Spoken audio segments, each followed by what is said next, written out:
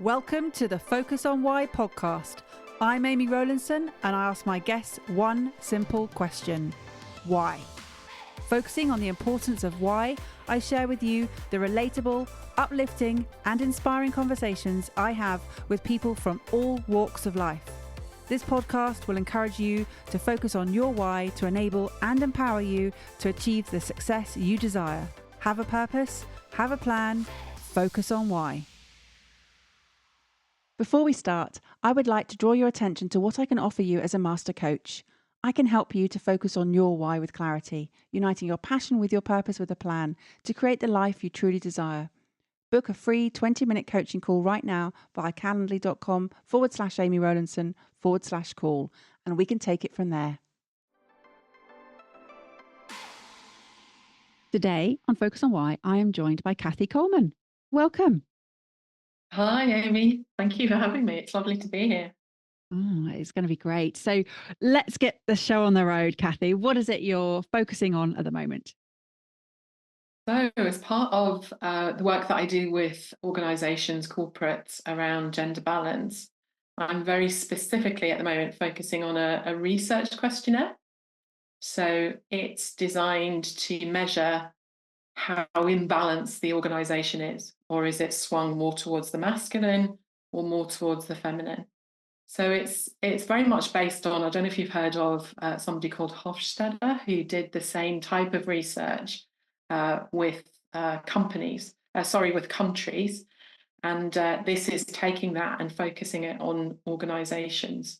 And it's really to help them sort of get a feel for where are they right now in terms of that kind of gender balance, more from a behavioural perspective, and how might that be showing up for their people and for the way that they're working with their clients and the way that they're working with their suppliers. Now, the findings of that particular study were immense. Absolutely. If anybody hasn't seen it, I highly recommend they go and look at what Hofstadter found out. Illuminating and really interesting from so many perspectives. Your research, is it something that you are looking to make more public in terms of the results? I hope so. So it can be done by a leadership team. It can be done by the wider organisation, which I think is way more valuable. So quite often, as a leadership team, you can think you've got your finger on the pulse of what's going on in an organisation, but when you actually hear it back from the people who work there, then obviously it's much more valuable. And also it can be done by individuals, either about themselves and their own sort of behaviours, but also about the organisation in which they work.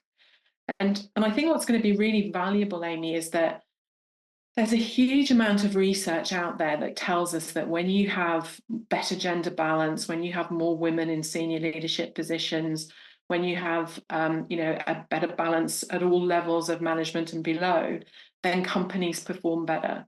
Across a wide range of measures, including bottom line profit, which can be, uplift of 30 to 40% in some instances. But what they don't come back with, that seems to be simply around presence, how many women are there?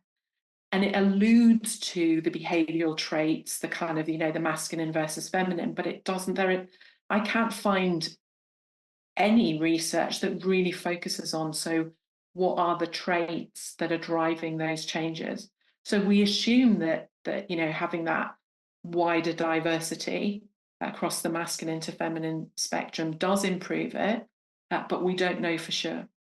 So it's to try and illuminate that and then have it available to people to look at, to understand, and more importantly, to learn what they can do about it.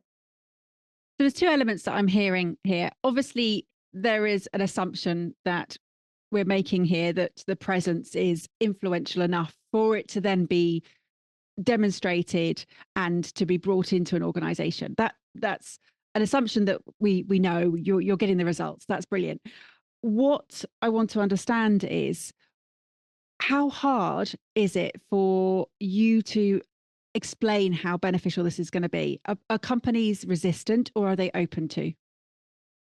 Oh, again, a really wide spectrum. So I think most people are, logically in their rational mind, committed to both the business case around gender diversity, but also more the emotional. It's the right thing to do. Women make up over 50% of the population. Now, in fact, women graduates outweigh men. It's around 60%. It is just the right thing to do. But so people don't require, or most people don't require a lot of convincing that it is the right thing to do. Where I think we struggle is what should we be doing? Because there's no doubt that over the last 10 to 15 years, there's been a huge amount of money put into gender diversity and then wider diversity schemes. So I think something like 8 billion in 2022 alone in the UK was spent on it, recorded spend. So there's no lack of commitment. But actually, when you start to look at, if you just take the stark numbers of women in senior roles, women in the FTSE 100, chief executives, senior leaders, they just aren't following behind.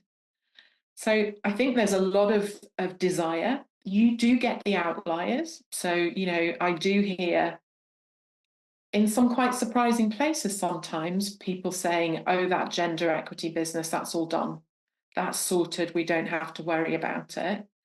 And then you also get outright resistance, which is actually too much time and attention paid to women. It's time we spent more time, paying attention to men. And I think that, again, linked to that, there's no doubt. So my focus is on this masculine versus feminine, which is not necessarily gender specific.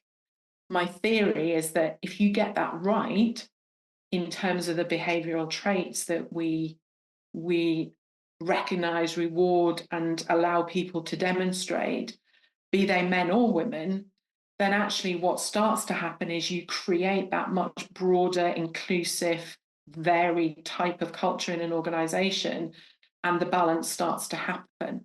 Now, I don't mean you just leave it to happen. I mean it happens more easily, and you can focus on the areas that really do need some attention.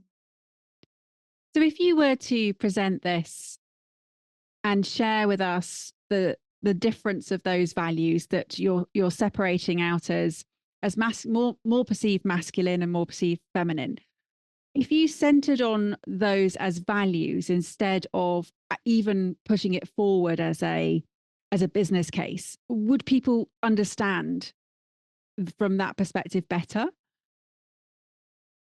Yeah, yes, I think so. So, if you take some very stark ones, go back to the Hofstede research, for example, if you look at the things that he measured, they were actually quite simple things around, from the way that money is treated, for example. So in a very masculine country and an organization, then money is and reward is very highly valued. Whereas in a more feminine organization, it has value. It isn't that it suddenly goes from being very valuable to not having it, but other things are equally valued. So that might translate into the workplace as a workplace where benefits are always given as kind of uplifts on salaries, and those things being really valued, versus benefits where additional holiday time, time or money to be spent on leisure time with the family might be more valued. So that's a very simple example of how you move from one end of the spectrum to the other. So yes, I think they do translate as values, which I think people can grasp more easily. Yeah, I understand that. And what I'm also wondering is how the shift, you mentioned that there are more women graduates now, where that comes into play with purpose in terms of there are so many more companies which are understanding that purpose is at the core of their strategy, is making a big difference. So yeah, what does it mean for you to involve purpose? So I think in an organization, and again, one of the things that I see and I know it from my own personal experience is that it is a much more feminine thing to seek out purpose. So the very masculine energy and way of being is always focused on a goal, to move into action. Quite often, my career was very much in delivering change programs, and one of the biggest problems that I always had was trying to hold people back. It's almost like they wanted to start the race before they'd even figured out where they were going, much less why they were going there. So it was always like, let's just do something because something is better than nothing. Whereas, a more feminine approach is not just let's be clear about why we want to do this, but also let's enjoy the journey of getting there, and let's make it mean something for people, not just for profit. So again, a feminine view is profit and people, where the more masculine is much more focused on profit. And for me personally, Amy, I know that, outwardly through my career, so I spent 3 decades in the corporate world, working with big consultancy organizations, delivering these huge transformation programs. And, in terms of hitting those goals and making things happen, yeah, very good at that, built teams who were eminently capable of doing that. But throughout my whole career, it always felt to me like there's something missing. It's like there was a gap in my experience, in my world that I couldn't figure out why it wasn't getting filled. And tell me about that gap. Well, I think, looking back now, what I realize is that, I graduated in the late 1980s, maybe even probably just over a decade before that. My mother wasn't allowed to have her own bank account. That was the kind of world that I grew up in. She was married, therefore she had to have a joint bank account with my dad. So my first experience, I guess, of kind of, gender bias really was I wanted to be a pilot in the Air Force. And I wanted to be that from being about 12 years old. And when I was 17 and I went to the school careers fair and rocked up at the RAF stand, they told me they didn't train women to be pilots because we would leave and have babies and it was a waste of money.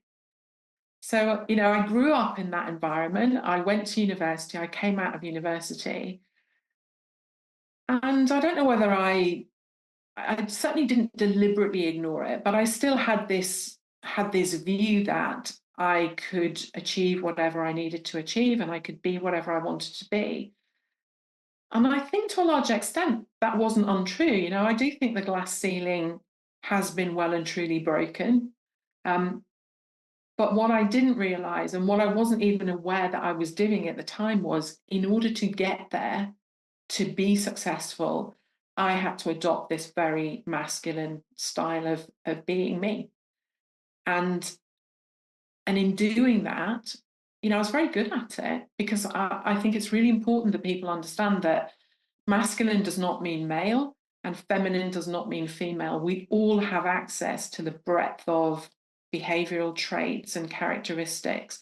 Now, obviously, there are some that are, we call them masculine and feminine because they tend to be more predominant in women or more predominant in men, but we all have access to them both. But by focusing, my whole working life in this masculine energy and this masculine approach, I was denying a huge part of me. I just didn't give it expression. I didn't allow it to come out. And I suppose it took me 20 years of corporate life to realize that that was what I was doing. And then there was a lot of unpicking to do. I really resonate with your story about going to the RAF stand. It happened to me. And also when I applied to the fire service for my work experience, they were like, absolutely not. And yeah, so those were the first 2 doors that got closed to me. And then I didn't really think about it going into corporate. It was just a case of I was in recruitment, a very masculine driven environment.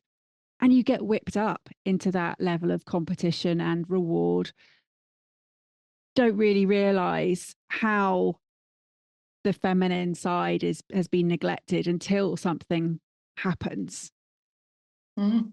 So the denying that huge part of you and left you with some unpicking. What unraveled when you did? I think the first thing that I noticed was just a difficulty in really connecting with people and actually feeling my emotions around things. So I'd lost connection with my gut, with my instincts. Um, I, I remember quite reasonably early on in my career, actually, I was involved in, I had to sign off sales through the consultancy that I worked for. And I remember being in this sales meeting and the salesman presenting, this is a client that we've done a bid for, and I'd gone through all the detail, but I just had a funny feeling about it. And I remember just completely dismissing it, you know, thinking, don't be ridiculous. This all looks perfectly fine on paper. The numbers stack up. The salesman is a really good salesman. He's done some really good deals for us. And then lo and behold, that client work ended up going to court. We were in dispute with a client 8 months later.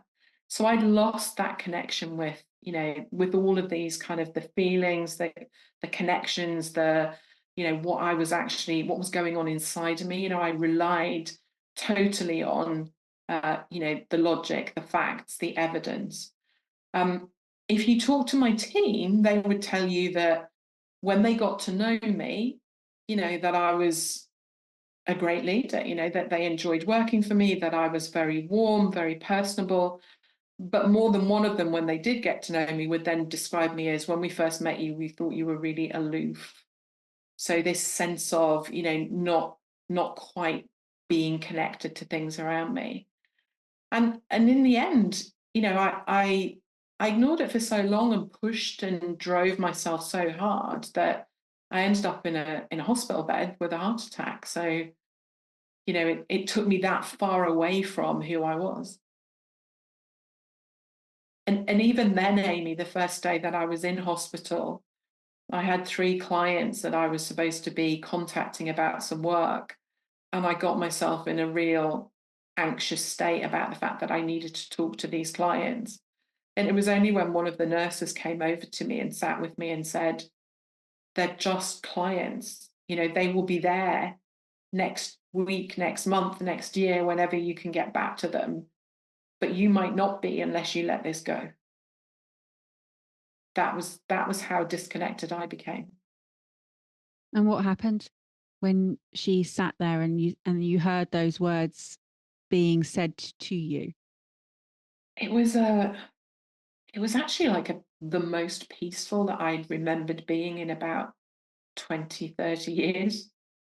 It was almost like everything just fell away. I saw it for what it was. And it didn't mean that what I'd achieved and what my team had achieved over the years was meaningless, but it felt like it was just letting it go. It was literally a hard stop. And I actually knew in that moment that I wasn't going back to it. I was not going back to that work. I was not going back to that job. And it took me probably another 3 to 4 months after that to really sort of allow myself to work through. So what am I going to do with this then? Because that felt, having had this hole, that what is it that's missing?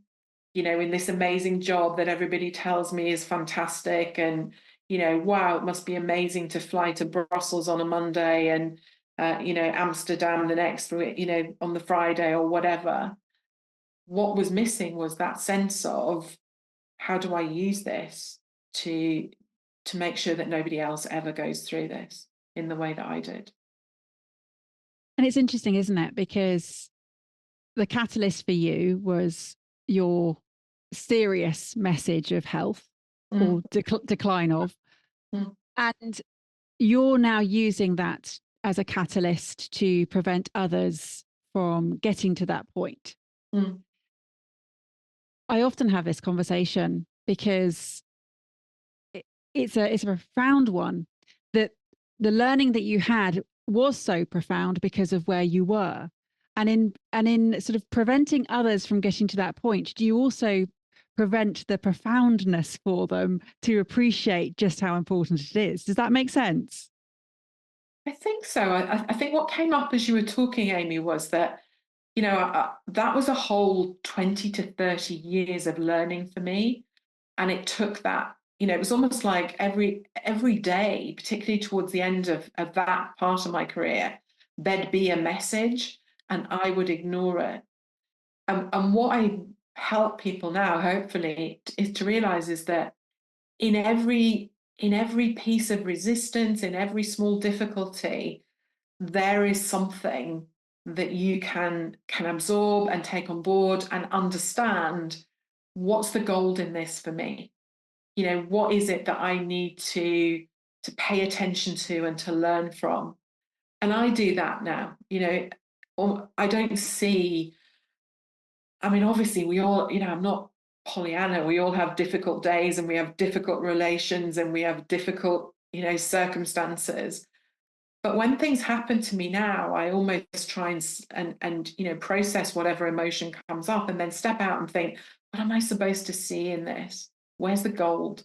What can I learn? How can I make something different? Because I very much believe now that we create our own experience from the inside out. It doesn't come from the outside in. And part of this work around masculine and feminine energy is helping women understand, and men too, that we can let go of these stereotypes, this society pressures that are put upon us, and create our own experience from the inside out based on what we truly believe, as opposed to what society has tried to teach us to believe over millennia now.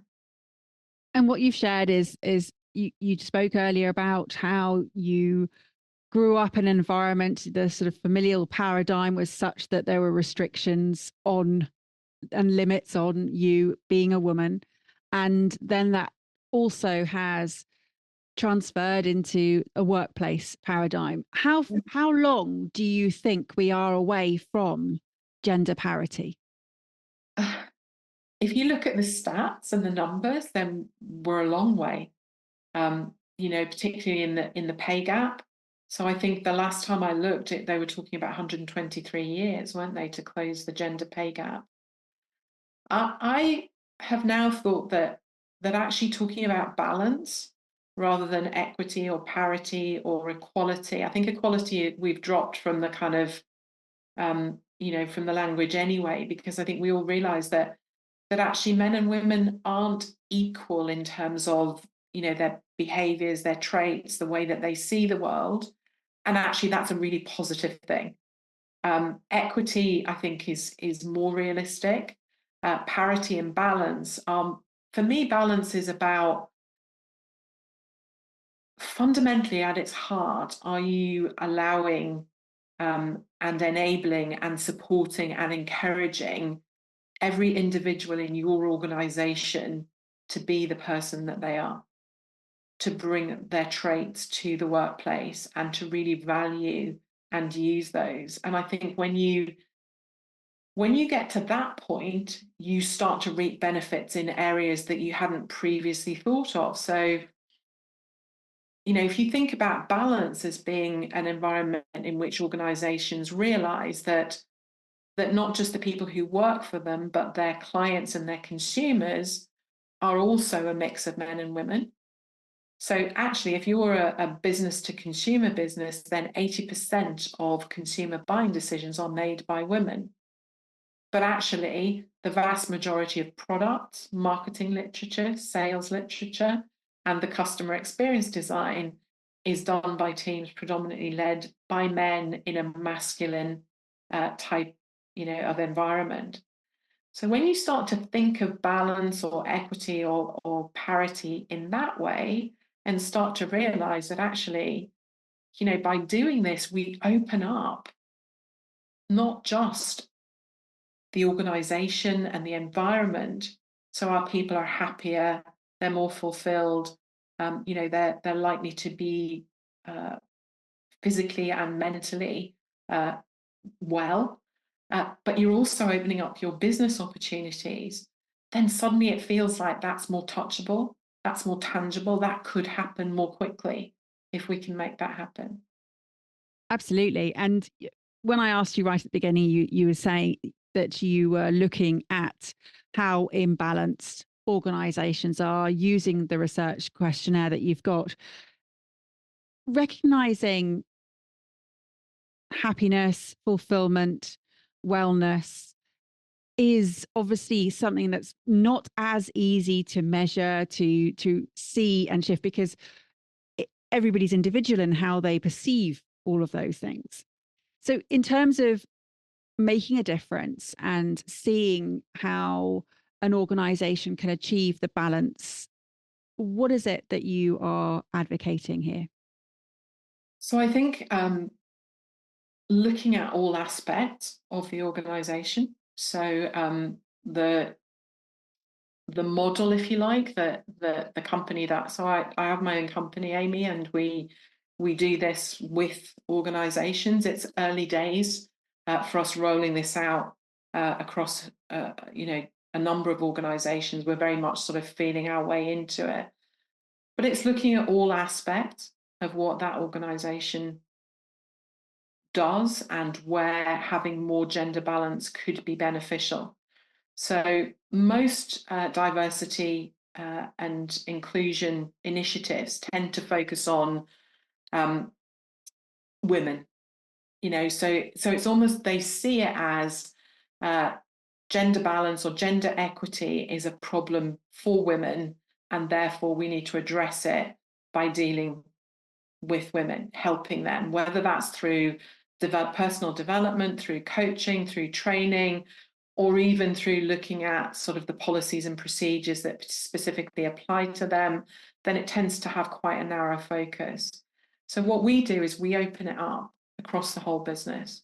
So we look at, yes, the individuals, and yes, I do think there's a place for, development for women, because I think women have, a history that needs to be looked at and overcome, and it's created beliefs in them. But I also think that there's development for men. But I also think then that it goes into the business itself. So, if you're running the marketing team, does your team understand the language, the words that appeal to women as opposed to men, or that will appeal across both genders? If you look at your sales team, how do they deal with their customer base? If you look at the suppliers you work with, how do you best interact with them? So I think it's really about opening it up across the whole business and, using statistics. So we have a whole series of questionnaires that we use, interview questions, to find out what specifically is going on in that organization, and then treating it as a real business initiative as opposed to something that just focuses on women, and something that the leadership of that organization treat as a strategic business change program, as opposed to handing it over to a small handful of people and then checking on it every 6 to 12 months and not seeing much shifting in that time. Has that answered your question?